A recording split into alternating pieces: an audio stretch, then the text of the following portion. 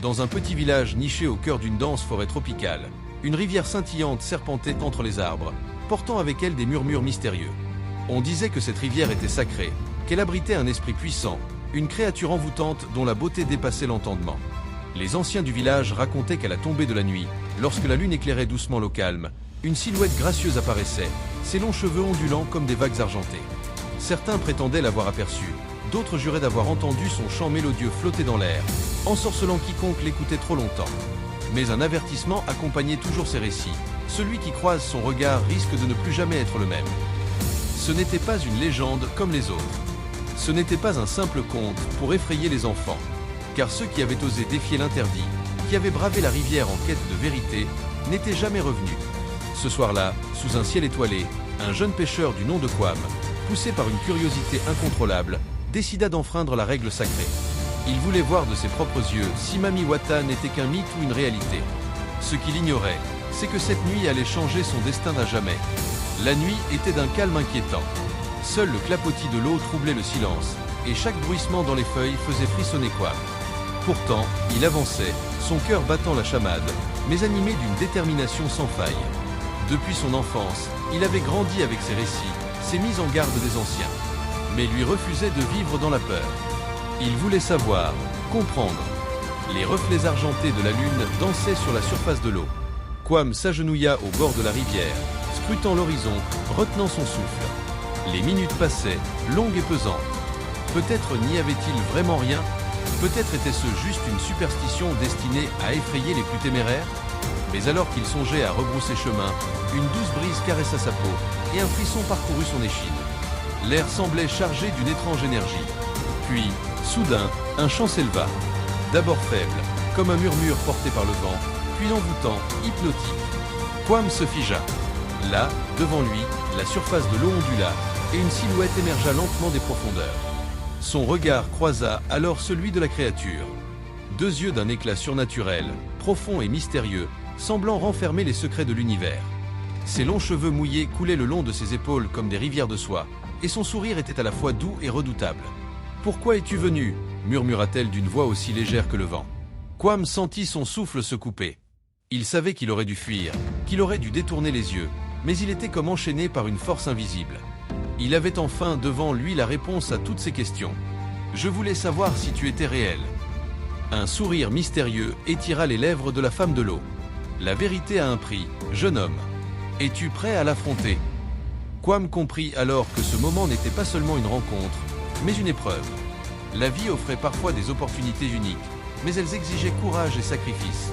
S'il voulait aller plus loin, découvrir ce que peu d'humains avaient vu, il devait faire un choix. Et toi, qu'aurais-tu fait à sa place? Aurais-tu saisi l'inconnu avec audace ou reculé face au mystère? Car parfois, la peur n'est que le voile qui cache la grandeur de notre destin. Kwam sentit son cœur cogner violemment dans sa poitrine.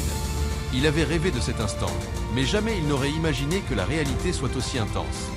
Face à lui, Mami Wata le scrutait avec une intensité troublante, comme si elle lisait en lui, sondant ses peurs et ses ambitions les plus profondes. « La vérité a un prix » répéta-t-elle, sa voix résonnant comme un écho dans l'air nocturne. « Tu es venu chercher des réponses. Mais es-tu prêt à les recevoir ?» Un frisson parcourut l'échine du jeune pêcheur. Il avait le choix, fuir et rester prisonnier de l'ignorance, ou avancer et affronter l'inconnu. Mais pouvait-il réellement reculer maintenant, après être allé aussi loin? Il serra les poings, raffermissant sa posture. « Oui, je suis prêt. » Un sourire fugace éclaira le visage de Mami Wata. Elle leva lentement une main, et soudain, l'eau autour d'elle se mit à tourbillonner dans une danse hypnotique. Le chant mystérieux reprit, plus profond, plus envoûtant. Puis, en une fraction de seconde, tout bascula. L'eau s'éleva en spirale scintillante et l'attira vers elle avec une force irrépressible. Kwam tenta de résister, mais c'était comme si une marée invisible l'aspirait. Il n'eut pas le temps de crier.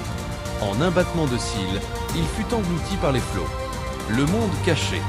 Quand il rouvrit les yeux, il n'était plus au bord de la rivière. Il flottait dans un univers aquatique irréel, où la lumière semblait danser dans une harmonie parfaite.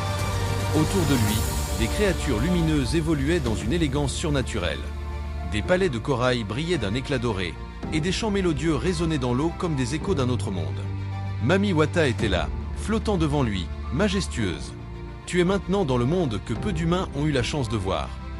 Quam regarda autour de lui, fasciné, émerveillé. Tout son corps était léger, fluide, comme s'il faisait partie de cet élément. Il pouvait respirer sous l'eau. Mais il savait que ce n'était pas une simple découverte. C'était une épreuve.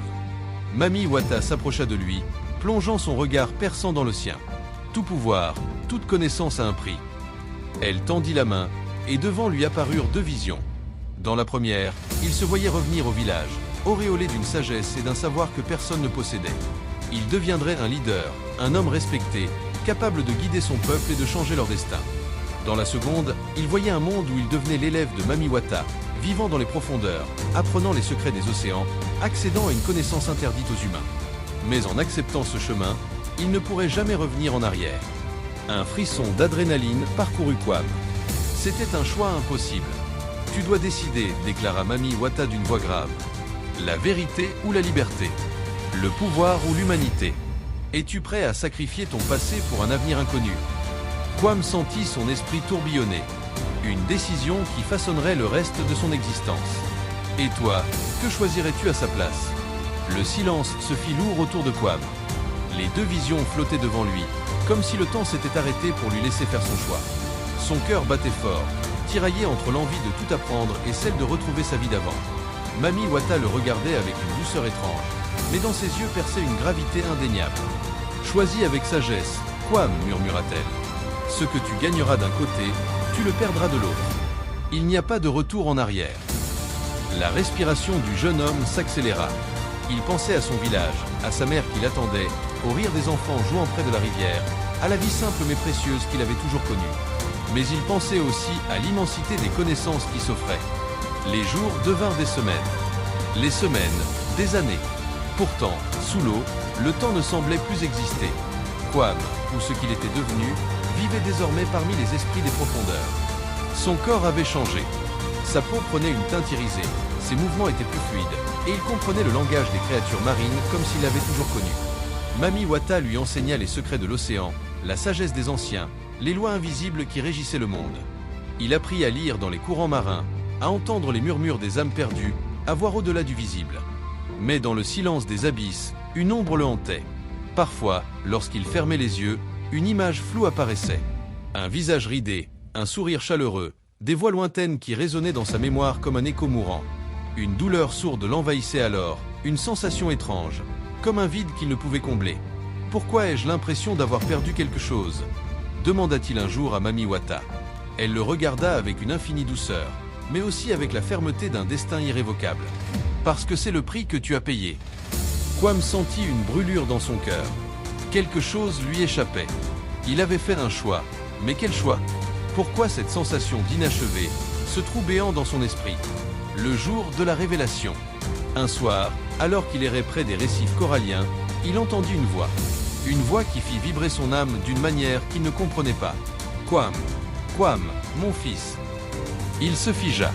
Son regard scruta les ombres mouvantes sous l'eau, cherchant d'où venait cet appel. Et soudain, il vit. Une vieille femme aux cheveux grisonnants, le regard rempli de tristesse, se tenait sur la rive, au-dessus de l'eau. Elle ne le voyait pas, mais elle parlait dans le vide, sa voix brisée par le chagrin. « Mon fils, où es-tu? Cela fait tant d'années. Chaque nuit, je prie, j'espère. J'écoute la rivière, mais elle ne me répond plus. » Un frisson parcourut tout le corps de Quam. Cette femme, qui était-elle? Pourquoi son cœur s'emballait-il à l'entendre? Un éclair transperça son esprit. Des images jaillirent violemment. Un village, une rivière, des rires d'enfants. Une main tendre caressant son visage. Un foyer, une mère, sa mère. La vérité s'écrasa sur lui comme une vague dévastatrice. Il se souvenait. Tout. Lui, l'enfant insouciant. L'adolescent avide de savoir. Le jeune homme qui avait défié le destin. Et maintenant, il n'était plus qu'un spectre piégé entre deux mondes. Le cri du destin. « Maman !» Le cri de Quam résonna sous l'eau, mais aucun son ne brisa la surface. Il tendit la main, voulut remonter, voulait hurler à la femme qu'il était là, qu'il n'était pas parti, qu'il voulait revenir. Mais il ne pouvait plus. Une douleur insupportable le transperça. Il comprit enfin l'ampleur de son sacrifice. Il avait choisi un destin qui lui avait tout pris. Sa voix, son passé, son humanité. Il n'était plus qu'un souvenir, une légende murmurait dans le vent. Sa mère pleura longuement, puis se leva, le dos voûté par le poids des années et du chagrin. « Si un jour tu peux m'entendre, sache que je t'aime. » Puis elle s'en alla. Quam resta figé, brisé, une larme invisible coulant le long de son visage. Dans l'ombre, Mami Wata l'observait. Voilà pourquoi les hommes ne doivent pas jouer avec le destin. Quam n'avait plus d'échappatoire. Il était désormais l'écho d'un passé oublié. Un prince des eaux condamné à hanter la rivière pour l'éternité. Les jours passèrent, puis les années. Le monde de la surface continua d'exister sans lui. Les saisons se succédèrent, les visages changèrent, mais la rivière, elle, resta immuable. Quam errait dans les profondeurs, son âme brisée, hantée par l'écho des mots de sa mère. Il voulait crier, pleurer, remonter à la surface, mais il n'en avait plus le droit. Il n'était plus un homme. Il était une légende, une ombre parmi les flots, condamné à observer le monde sans jamais en faire partie. Mais quelque chose, au fond de lui, refusait de mourir. Une nuit, alors que le vent soufflait fort sur la rivière et que l'orage grondait au loin, il sentit une présence. Une silhouette frêle marchait sur la berge, hésitante, fragile sous la lumière tremblante de la lune. C'était une petite fille. Elle se tenait au bord de l'eau, les larmes coulant silencieusement sur son visage. « Maman est partie !» murmura-t-elle, sa voix tremblante. « Papa dit qu'elle est au ciel, mais moi, je veux la revoir. » Son chagrin fendit le cœur de Quam. Il se revit, bien des années auparavant, animé par la même soif de vérité, la même révolte face à l'inconnu. Il s'approcha. Pour la première fois depuis son choix funeste, il sentit quelque chose en lui se réveiller. Il tendit doucement la main, effleurant l'eau, et une légère ondulation se forma, brillant d'une douce lueur argentée. La petite fille sursauta. « Qui est là ?» Sa voix était teintée de peur, mais aussi d'un espoir fragile. Quam ne pouvait pas répondre, mais il pouvait montrer. Il fit glisser sur l'eau une onde apaisante, et dans son reflet, la petite fille vit apparaître une image. Une femme souriante, sa mère, les bras ouverts, baignée d'une lumière rassurante.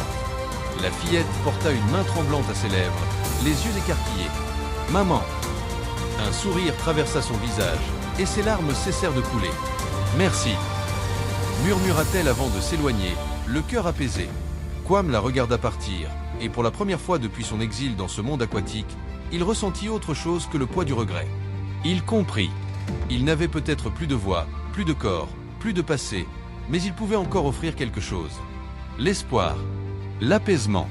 La rivière n'était plus seulement sa prison. Elle pouvait devenir son sanctuaire. L'ultime écho.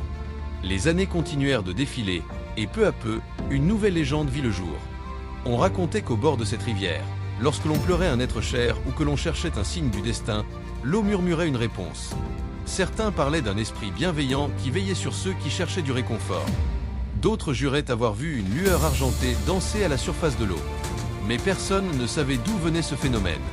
Personne, sauf une vieille femme, aux cheveux blanchis par le temps, qui, chaque soir, venait s'asseoir au bord de la rivière, un sourire paisible sur les lèvres. Elle ne parlait jamais, mais dans ses yeux, on pouvait lire une certitude silencieuse. Elle savait que quelque part, sous la surface, une âme veillait encore. Et ainsi, Quam, l'homme qui avait voulu défier le destin, trouva enfin une raison d'exister. Non plus comme un être brisé par ses choix, mais comme un gardien de l'invisible. Un guide entre deux mondes. Un écho éternel. C'est la fin de notre histoire.